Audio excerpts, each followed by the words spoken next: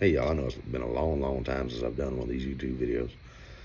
I want to kind of touch on what our sermon was this past Sunday at church. Is taken out of the book of Jonah. Um, if you have read Jonah, you know that Jonah chapter 1 talks about how God came to Jonah, told him to go to Nineveh and preach. Instead, Jonah didn't want to do that, so he fled to Tarshish. In chapter 2, God caused the big fish or whale, whichever one you want to call it, to swallow up Jonah. Third chapter, Jonah repented, went and did as God said, went to Nineveh and preached. Those people in Nineveh repented and got saved. Chapter 4, Jonah is doing a lot of complaining. So God let a plant grow, a gourd, so it would cover Jonah and give him shade in the heat. Well, through all Jonah's complaining and whining and murmuring, that morning the Lord caused a worm to eat the gourd to where it would wither and die. Jonah had no way to cover his head, no shade. So Jonah kept saying, "It's better for me to die."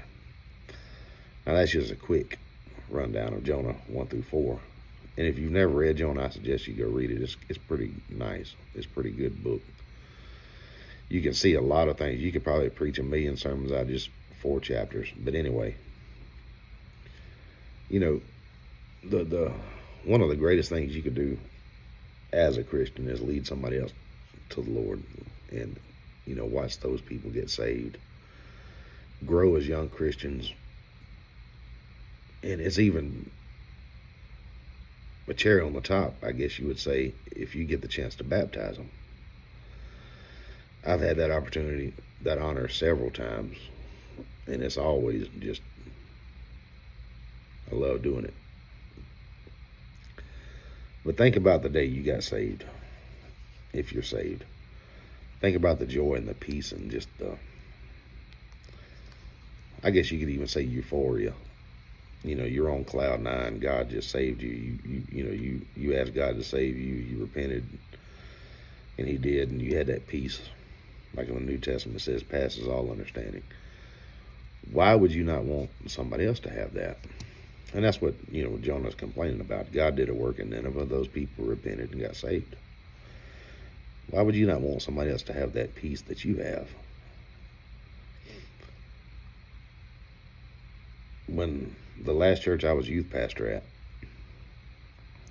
me and the pastor, we went door knocking, visiting, which is what the Bible says do in Matthew 28:19 and 20.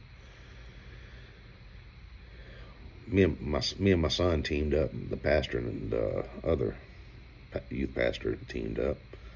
Well, me and my son knocked on the very first door, and it was this couple. And they were very nice, very sweet people. They were probably, I would imagine, in their 60s. And they said they lived in that house for 25 years, and we were the first people that's ever come and invited them to church. Which they were in a church. But anyway, they was very gracious toward us, told us thank you and all that. I can tell you from experience that very few people do this, and I'm guilty of it too at times. But go back to that day you asked God to save you, and He saved you, and you had all that peace and all that joy. Why would you not want somebody else to have it? Furthermore, why would you get upset when somebody else does get it? It beats all I ever saw about Jonah. Why would he get upset over that? If you think about it in the grand scheme of things, that person that just got saved, or in this instance in Nineveh, that country, all those people won't burn in hell for eternity. Why would that not make somebody happy? I don't know. But focus on the gourd, where God gave Jonah some shade. A lot of times, we will have all these blessings in our life, whether it be financial, whether it be maybe you needed something and somebody donated it to you, or God's meeting a need over here and over there. Yet we still complain about stuff. You got those people, and I've known a lot of them, that they could have $1 million, they'd complain they didn't have to. Instead of being grateful for what they do have, they keep complaining and griping and murmuring. That's not a good thing to do, because like it shows here, where God prepared the gourd and then he took it away.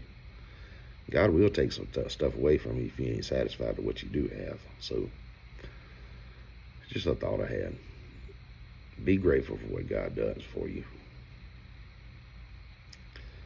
Go spread what God's done for you, so somebody else might have the same thing you have.